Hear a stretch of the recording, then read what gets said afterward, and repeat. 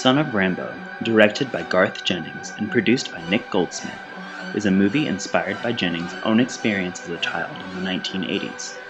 In an interview with Roger Moore of the Orlando Sentinel, Jennings explained what happened.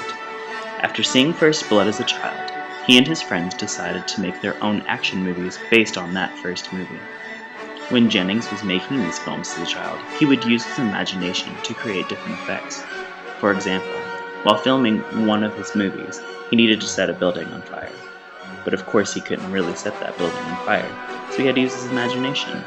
So he lit a rag and put it on a stick and held it just below the camera so you could see flames and a building, and it looks like the building is on fire. This is how kids played and used their imagination to make things happen that didn't really happen, and it was this innocence that Goldsmith and Jennings sought to capture in Son of Rambow. During his childhood, Jennings had to learn the 3 phases of film production while making films with his friends.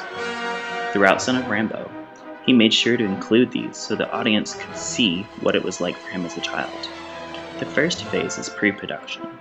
According to the book, pre-production consists of planning and preparation. The amount of time needed for a film to finish pre-production has no limit, as this is the time when a film is pitched to studios, money is gathered, scripts are written, and actors are chosen.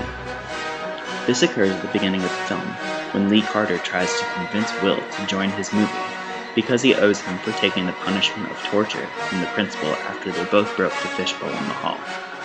Lee has already created what he wants in the movie, and with Will's imagination and his sketchbook, they are able to start creating the movie. The next phase is the production of the film, or the actual shooting. This is shown throughout Son of Rambow, when Will and Lee are running around filming the shots for the film.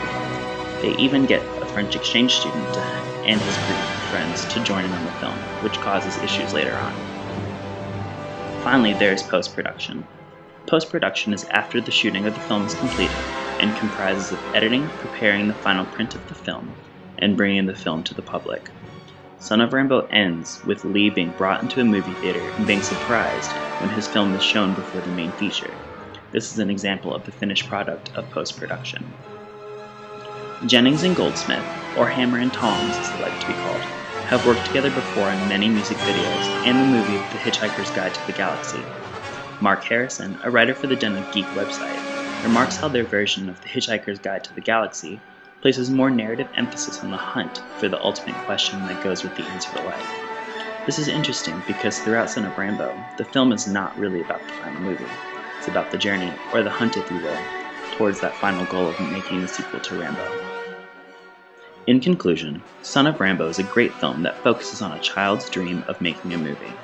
It teaches the audience how to make a movie without them even realizing it, by taking them through the 3 phases of film production: pre-production, production, and post-production. And what can be better than learning a lesson while watching an excellent movie? I can't think of anything better.